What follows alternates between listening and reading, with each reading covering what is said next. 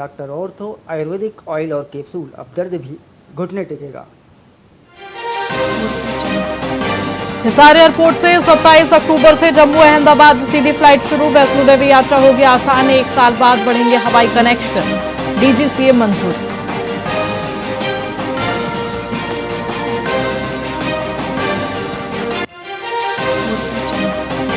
रेवाड़ी के छात्र विवाद में निगानियावास में पंचायत शुरू। 2 युवकों की हत्या के बाद पोस्टमार्टम और आगे की रणनीति पर चर्चा।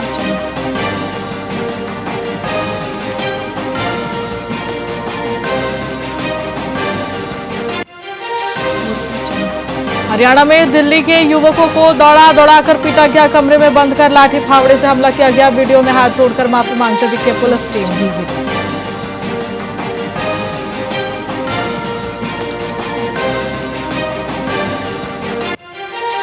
भारत घर से बाहर 300वां टेस्ट खेलेगा। अब तक सिर्फ 64 जीत। श्रीलंका के खिलाफ मुकाबला कल से। कुलदीप के जगह सारांश डेब्यू कर सकते हैं।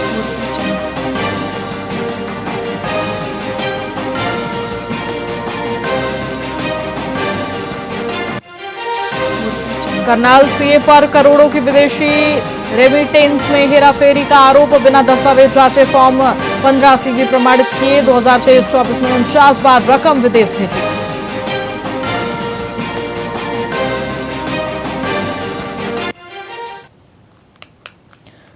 नमस्कार, मैं आपके साथ खुशी गोस्वामी। वीआईपी न्यूज में आप सभी का बहुत बहुत स्वागत है। रुक करेंगे खबरों की ओर।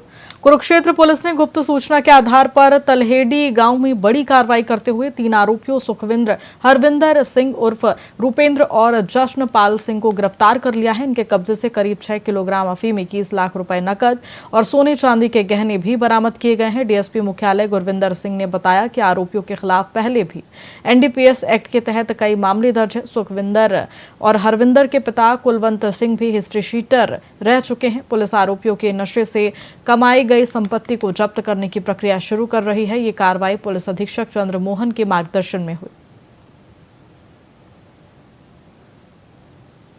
कुरुक्षेत्र पुलिस को एक सूचना मिली थी कि गांव तलहेड़ी, जो इस्माइलाबाद थाने के अंतर्गत गांव आता है, वहां के रहने वाले सुखविंदर सिंह, हरविंदर सिंह और जशनपाल ये नशीले पदार्थों की तस्करी का काम करते हैं। तो और काफ़ी प्रॉपर्टी भी इनके द्वारा इसी कारोबार से अर्जित की गई है। तो इसी विषय में कार्रवाई करते हुए हम कुरुक्षेत्र पुलिस द्वारा रेड भी कंडक्ट की गई है, जिसमें भारी मात्रा में अफीम, करीब 6 किलो के करीब अफीम बरामद हुई है और कुछ नशीला पाउडर भी इसमें बरामद हुआ है।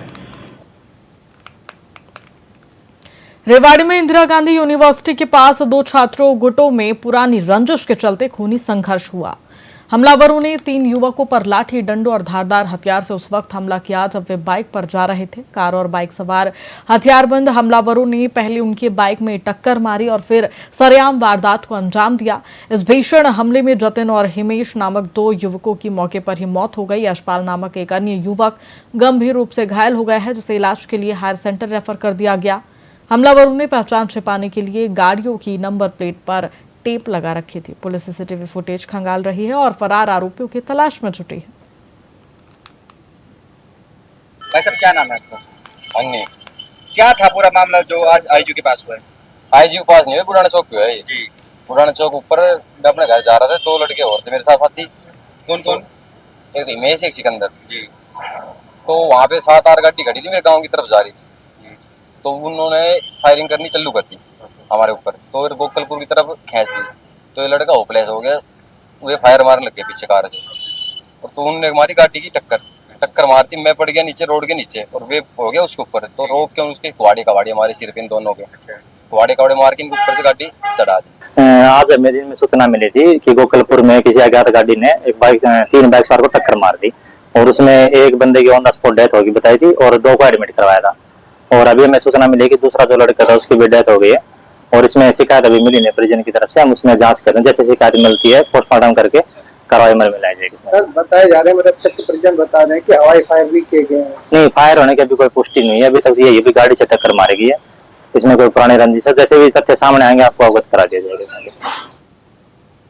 फिलहाल खबरों में इतना ही। बने रहिए हमारे साथ वीआईपी न्यूज पर। नमस्कार।